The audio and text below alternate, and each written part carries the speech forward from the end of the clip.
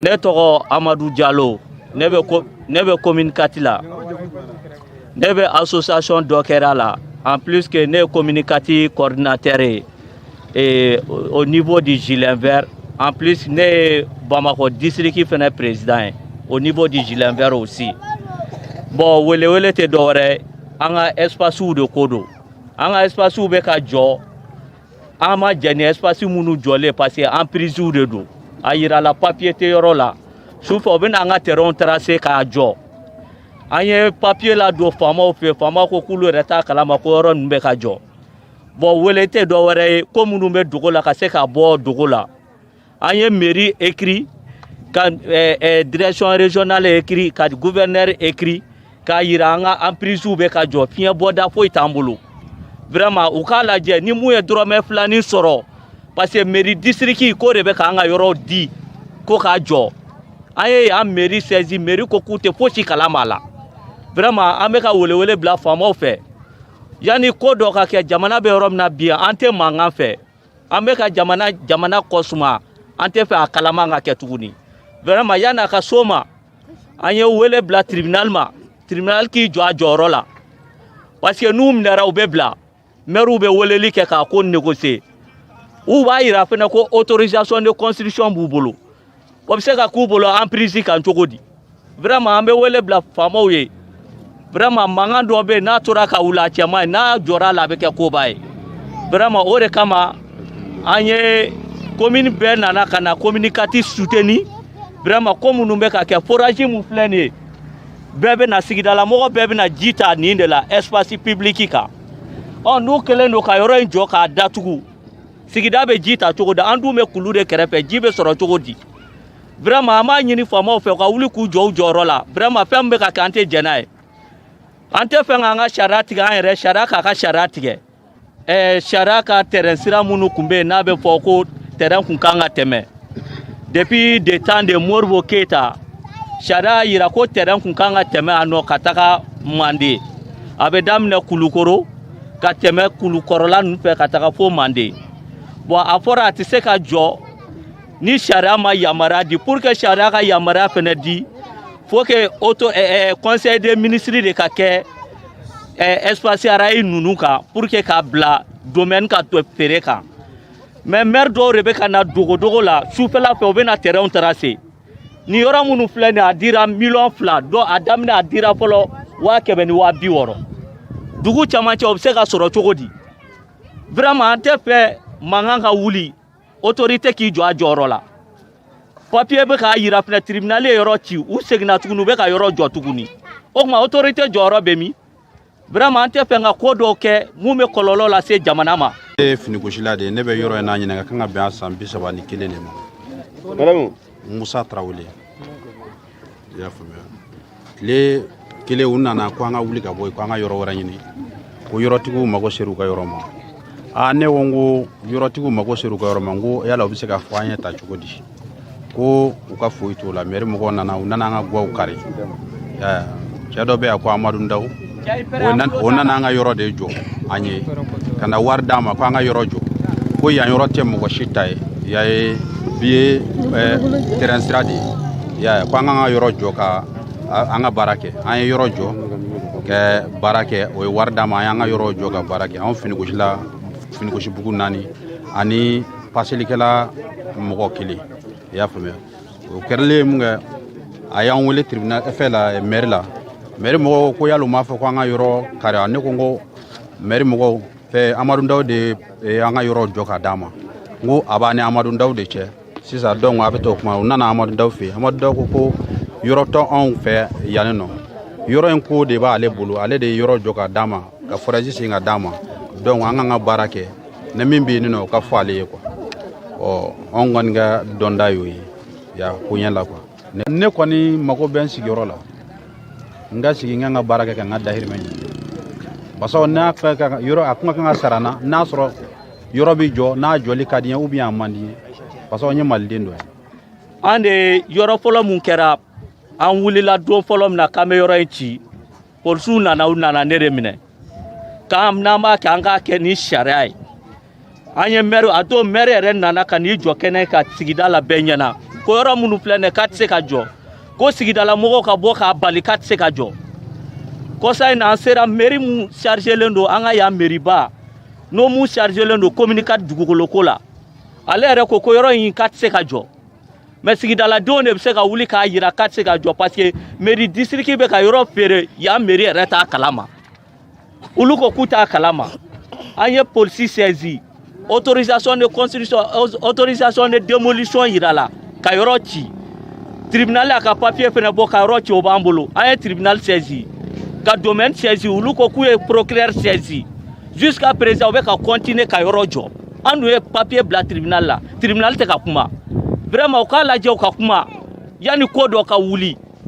vraiment an kɔni an bɛ ka welewele bila autorité minnu mana mɛn u ka se ka wuli k'u jɔ u jɔyɔrɔ la an bɛ don min na yɛrɛ ko bi kɛ adamaden n'i ka teliw yɛrɛ bonyana faamaw bɛ taa terrain ci a la k'u b'a kɛ so ye ni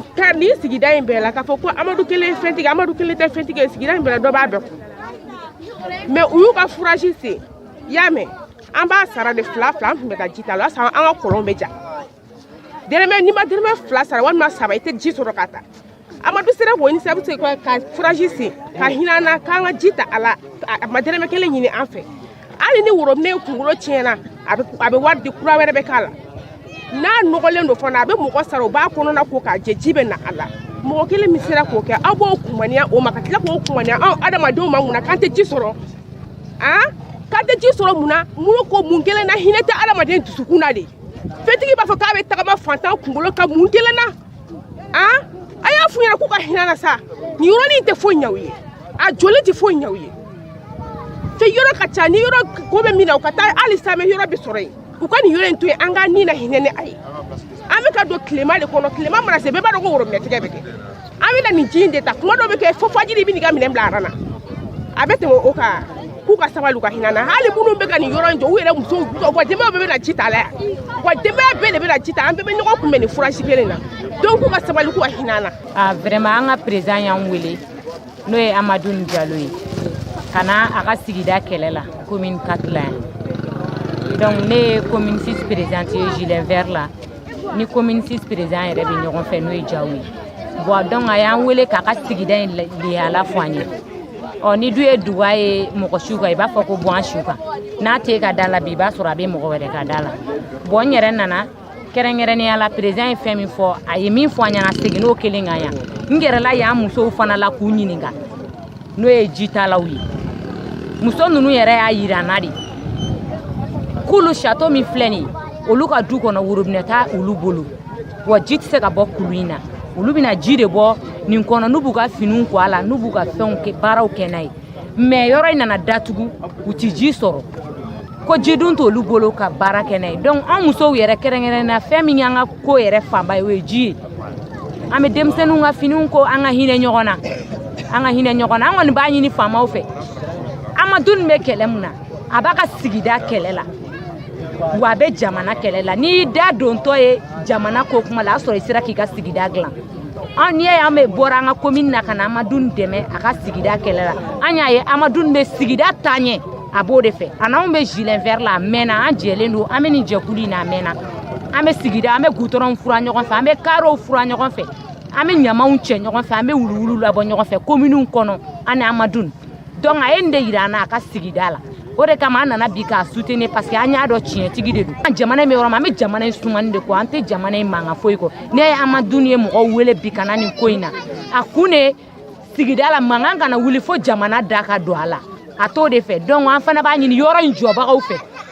u ka sabali n'u y'a dɔn autorité t'u bolo ka yɔrɔ in jɔ u ka yɔrɔ in to yen yɔrɔ in yɛrɛ hali n'i y'a ye bɛɛ ɲɛ b'a la hali n'i y'a ye i b'a dɔn ko yɔrɔ jɔta tɛ u k'a to yen nɔ n'u ma to yen dɔwɛrɛ kama u k'a to yen u ka hinɛ ko muso minnu bɛ ji yɛrɛ ta k'u ka fɛnw kɛnɛ u ka hinɛ o kama wa terrain denmisɛnninw de bɛ na ballon ta terrain ballon min bɛ ta faso ko de don u ka hinɛ an na u k'an mago. Laɲini a b'a fɔ an ɲɛ a bɛ san 6 bɔ an bɛ nin ko in tibitaba bɛ sen na nin ye commune 1 commune 2 commune 3 commune 5 Bamakɔ commune bɛɛ jeunesse mɔgɔw de farala ɲɔgɔn kan an nana Amadu dɛmɛ kɛlɛ la a y'a min fɔ a ye tan ko kuma tɛ fɔ ka tɛmɛ o kan an ye nin décidé don on a décidé ka bɔ commune dɔ la parce que an ka baara nin ye ni gɛlɛya bɛ commune lo kan an bɛ wuli ka to commune dɛmɛ an ka nin wulila ka bɔ commune 3 la an ye commune 3 représentant commune 6 bɛ yan commune 1 bɛ yan commune 4 bɛ yan an bɛɛ bɛ yan an wulila ka na Amadu dɛmɛ nin y'an bɛɛ kungo ye quoi ala an yɛrɛ ka denmisɛnninw ka place nana la commune 3 la terrain sera mɔgɔ fɛ car place mɔgɔ fɛ an yɛrɛ b'o kɛlɛ la hali sisan commune ni ko sera tribunal la ni jeunesse ma wuli bien ni dugumɔgɔ ma wuli a tɛ ɲɛnabɔ f'an ka wuli ko bɛɛ bɛ kɛ i bɛ diɲɛ fɛn bɛɛ la don est ce que autorisation t'u bolo ka baara kɛ u bɛ wuli ka baara k'u sago la ko wari b'u bolo commune y'an bɛɛ de ta ye an ka commune y'an bɛɛ de ta ye mɔgɔ an bɛɛ de ta ye an wulila ka na nin ko in kɛlɛ la pour que ala ka se ka nɔgɔya don a ko la cogo min an tɛ magan fɛ kɔnɔkulu jɛlen de bɛ bi fɛ mais an tɛ magan fɛ an bɛ ka taa ni ko ye sariya sira de kan wala ka se ka nɔgɔya a bɛ sariyatigiw bolo sisan an bɛ k'u kɔnɔ halisa an bɛ k'u kɔnɔ halisa nin tɛ mɔgɔ kelen kungo ye dɛ nin y'an bɛɛ de kungo ye n'i y'i sigi ko dɔ ta commune 4 ta bɛ kɛ bi sini commune 3 ta bɛ kɛ sini commune 1 ta bɛ kɛ finalement a bɛna se yɔrɔ dɔ la ala ka denmisɛnninw tɛna tulonkɛ yɔrɔ sɔrɔ an bɛ ka place de ɲini denmisɛnninw ka fɛn yɔrɔ ni fitinin ninnu bɛ sen na anw tɛ bilen o fitinin ninnu bɛ sen na olu fana bɛ taa tulonkɛ yɔrɔ min an bɛ ka place de ɲini o ye mais a place bɛ commune an bɛɛ bɛ ni problème na a place bɛɛ minɛlen don mais an kɔni b'a ɲini na ala bɛ se ka ko nɔgɔya cogo min ala ka nɔgɔya don a la. mɔgɔw la jɔ farancɛ la mɔgɔw kana se ka bɔ misiri kɔfɛla in na fɛnɛ u kelen ka yɔrɔ in emprise minnu fɛnɛ bɛ yen ni caniveau kan ka se yen fɛnɛ u kelen k'a bɛɛ kɛ so jɔyɔrɔ fɛnɛ vraiment autorité k'a lajɛ a ka kuma pour que caniveau in ko bɛ se ka fɛngɛ cogo min n'i y'a mɛn sigida environnement ka ɲɛ vraiment o k'a sɔrɔ courant ni jiboli siraw bɛ yen dɛ vraiment an bɛ autoritéw deli an ka kulukɔrɔkɔrɔda fɛn fɛn bɛ yen n'a mankan tɛ ka jɔ u ka mesure ta parce que u bɛ k'a jɔ fɛnɛ u b'a fɔ ko don n'a nata ko a tant que so jɔra ka ban k'a tɛ se ka ci o de mentalité b'u kun na ko foyi tɛ se ka bɔ a la ko Mali ko de don ni dɔ b'i kun dɔrɔn n'i y'a jɔ foyi tɛ bɔ a la vraiment autorité k'a lajɛ Ala n'a kira kama vraiment jamana in kanu kama autorité minnu fɛnɛ b'a la faso kanu u k'a kɛ Ala kama u ka se ka wuli ka intervention kɛ nin ko in na plus tôt possible papier kan ka taa yɔrɔ o yɔrɔ an ye papier latɛmɛ a yɔrɔ bɛɛ fɛ vraiment tribunal k'a la a k'a ka décision ta joona plus tôt possible.